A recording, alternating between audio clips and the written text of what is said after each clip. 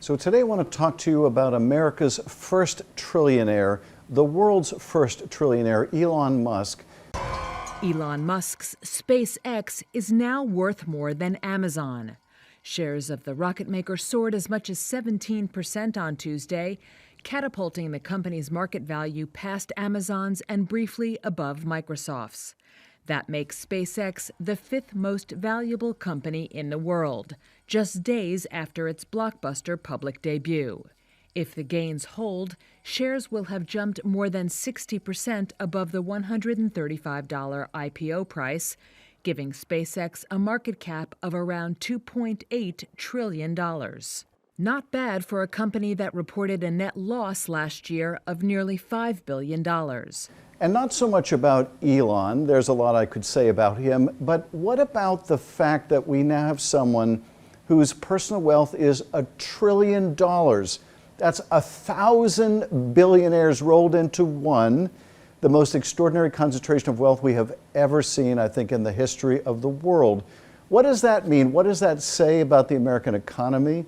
What does that say about the concentration of power and wealth? What does it say about policy and the Congress and what kind of job we're doing, what we're prioritizing? What does it say about the health of our democracy? Because it says an awful lot. First of all, let's talk about how did Elon become a trillionaire? Did he do it all on his own?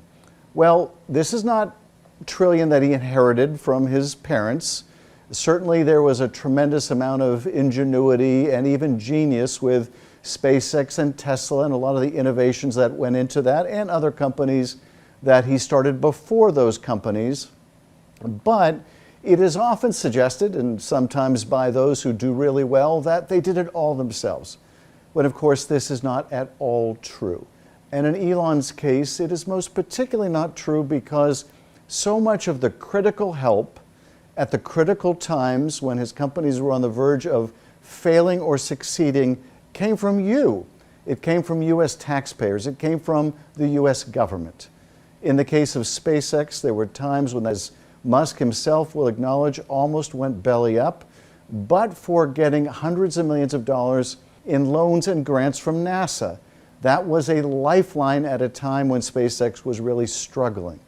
Now, that was important money. It wasn't the majority of the money invested in SpaceX, not by any means. There were a lot of private investors.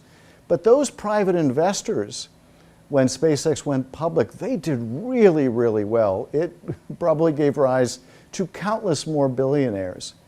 But the federal government, what did the federal government get? Not so much, not nearly as much as those private investors. But one thing is certainly true, Elon couldn't be a trillionaire but for the help of the U.S. government. The same is true of his car company. His car company got critical help at a time when it really needed it. And in fact, it was a federal policy that really allowed Tesla to succeed. And that is because policymakers required automakers to make more fuel-efficient cars. And if they didn't, then they needed to buy credits from a company that did make more fuel-efficient cars. So basically, what he was in the business of selling was cars, yes, but mostly credits.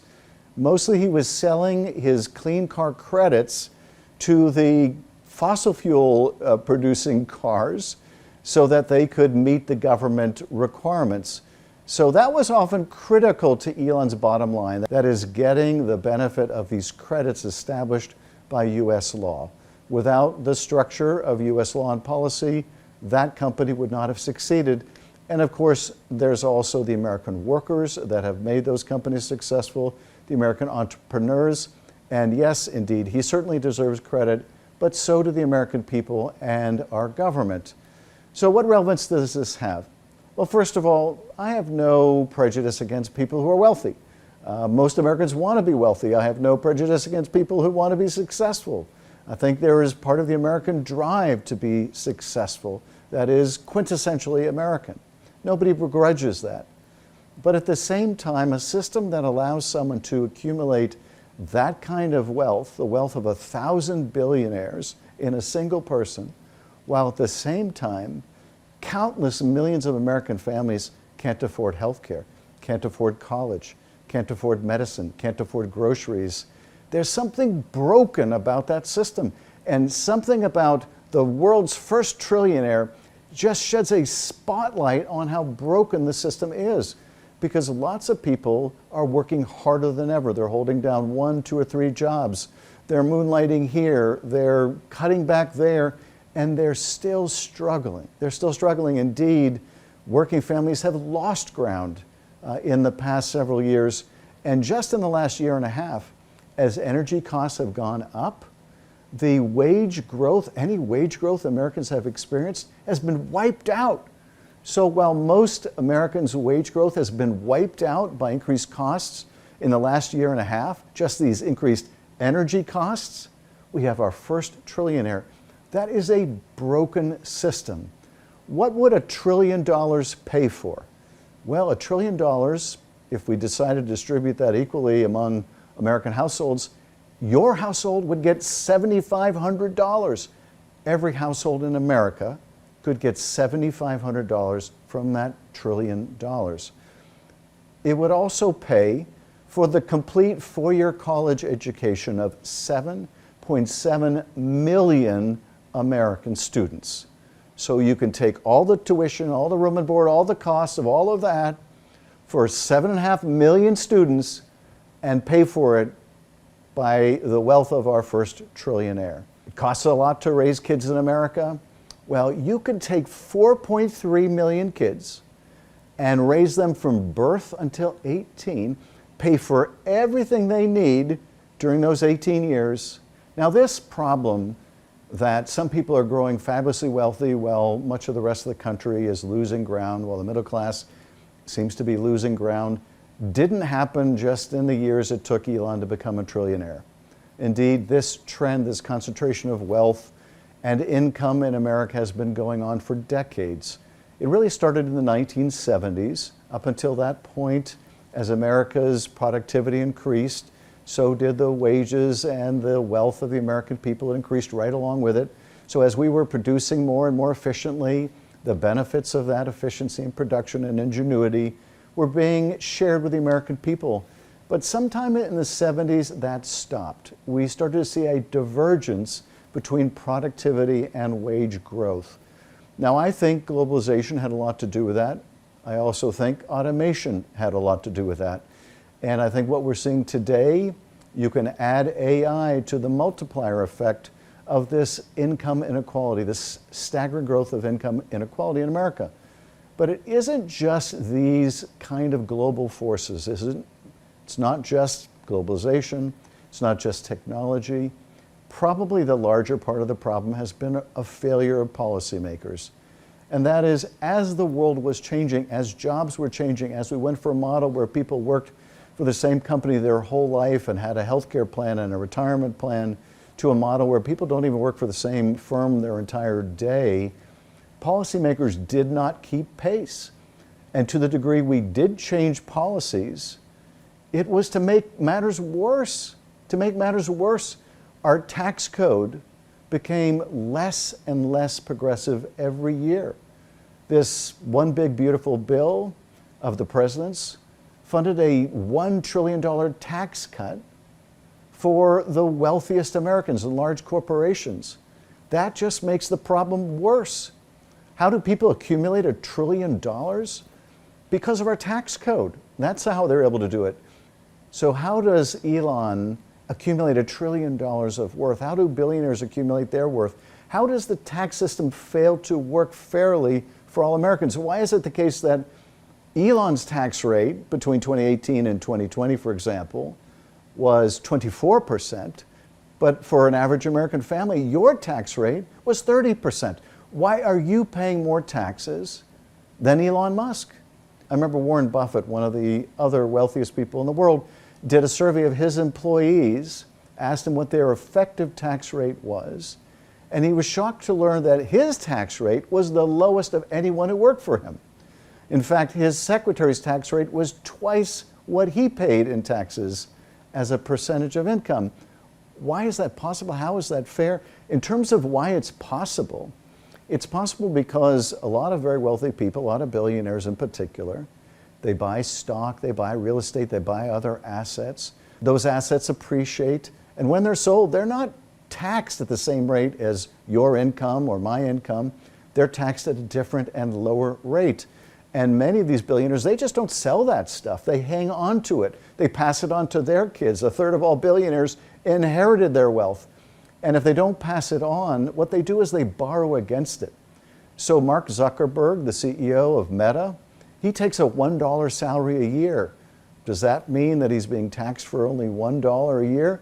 Well, one way that he can avoid paying a lot of taxes is he can borrow against that wealth. He can borrow it against it with reasonable interest rates, and he never needs to pay it back. He doesn't have to necessarily pay the same tax rate that you or I or someone who is dependent on their wages or their work for their income has to pay. So they're paying a much lower effective tax rate. So this is how they do it. This is how they accumulate that wealth. Why is it possible? Well, that is the fault of policymakers. That's because we have allowed over the years a tax code with lots of exceptions and lots of carve-outs. If you're a hedge fund manager and you earned a lot of money through what they call carried interest, we treat that as a capital gain, meaning we tax it at a low rate instead of treating it like ordinary income as it should be. If we had a tax system that was truly progressive and was truly fair, we wouldn't have such enormous disparities. And not only that, we'd be able to afford health care. We wouldn't have Social Security that is on pace to be in financial trouble, or Medicare the same way. We could afford new hospitals. We could afford reasonable tuition at colleges instead of making students go into extraordinary debt. There's so much we could afford. But here's the bigger picture, the more corrosive impact of this concentration of wealth, and that is it perpetuates itself. The more wealth people have, when you start to talk about people with hundreds of billions or $1 trillion, they can put money into congressional campaigns or other campaigns beyond the limits of what we've seen. There are no limits, essentially. With independent expenditures, they can spend whatever they want to basically elect whoever they want, to help them perpetuate whatever wealth they have, to give them further tax breaks, and in this way the cycle goes on and on and on. So it is corrosive to the health of our democracy. It is producing an economy that isn't working for millions of Americans, producing an economy in which so many people, for the first time in our history, see the quality of life their parents had as better, seeing that they didn't have to work as hard, that they actually had time for vacation, that they had a retirement, that they were secure in their health care, that their parents' life was better, and that the future for their kids is even more in doubt. And I think when the economy isn't working for people, all too many Americans begin to entertain any demagogue coming along promising they alone can fix it. It's how we end up with someone like Donald Trump. So we have to fix this economy for so many reasons. We have to fix it first and foremost because it has to work for ordinary people. If you're working hard in America, you should be able to enjoy a good quality of life. But we also have to fix it if we hope to save our democracy. We will not have a strong and secure democracy until we have an economy that works for people again. Now, AI has all the risk of aggravating all of this. At the same time, it just may be that AI forces us to deal with just how broken our economy is, because it will be disruptive, it will transform the workplace again, and just maybe it will give us the opportunity to make sure that everyone working hard can earn a good living in this country. It will give us the chance to remake our healthcare system so people can have access to good quality healthcare as a right, not as a privilege for a wealthy few. It will give us a chance to have a true retirement system that allows Americans to retire in dignity. This must be our objective. So as we look at AI legislation, we need to be thinking bigger than this technology. We need to be thinking about the bigger economy. We need to be thinking about the bigger challenges, and we need big ideas about how to make this economy work for people. So we have our first trillionaire. I don't think it's a cause for celebration. I think it's a cause and a call to action to make our tax system fair, to make it truly progressive, to make sure that any corporation, no matter how large or how profitable, pays its fair share. No more Amazons going without paying taxes. No more billionaires allowed to simply borrow against their wealth and never pay their fair share. We need corporate minimum taxes. We need individual minimum taxes. We need a progressive tax code that makes the economy work for people again. Hey everybody, we do these nightly videos to keep you informed of some of the important things happening in the nation's capital. If you have comments, please submit them below, and we're going to do some special videos just to answer your questions. And while you're at it, hit subscribe. Thanks again.